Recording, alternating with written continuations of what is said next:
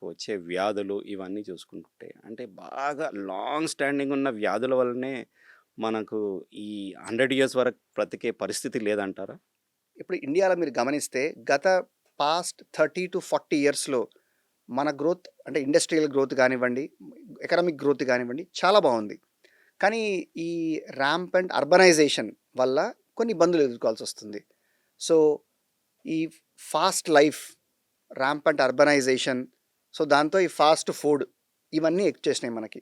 So, ఎంతమంది ఇంట్లో cook చేసుకొని దాన్ని క్యారేజ్‌లో ప్యాక్ చేసుకొని ఆఫీస్ స్పేస్‌కెళ్ళి తింటున్నారు వర్సెస్ ఎంతమంది సింపుల్‌గా ఆర్డర్ పెట్టేస్తున్నారు. లేదు ఏదైనా చిన్న ప్యాకెట్‌లో వచ్చింది తినేస్తున్నారు. సో, ప్రాసెస్డ్ ఫుడ్ కన్జంప్షన్ ఎక్కువైపోయింది. సో, దీనివల్ల డెఫినిట్‌గా అది ఒకటి కంప్లీట్ న్యూట్రియంట్స్ ఇవ్వదు, హెల్తీ కాదు అండ్ ఎక్సెస్ క్యాలరీస్‌తో నిండి ఉంటుంది. ఈ 3 జాలు మన బాడీలోని మెటబాలిజంని డిస్టర్బ్ జేయడానికి, దాంతో వచ్చే డిసీజెస్‌ని ఫేస్ చేయడానికి. అండ్ ఈ అర్బనైజేషన్ ర్యాంపెంట్ వల్ల పొల్యూషన్.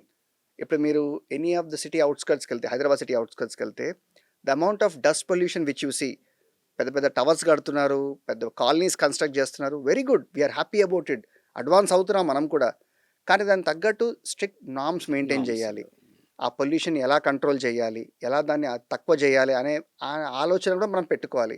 బిల్డింగ్ కట్టడం ఎంత ఇంపార్టెంటో, ఆ బిల్డింగ్ కట్టడం వల్ల వచ్చే ఇబ్బందుల్ని ఎలా మనం కట్టేలు చేయాలి, తగ్గించగలగాలో అవి కూడా చేయాల్సొస్తది.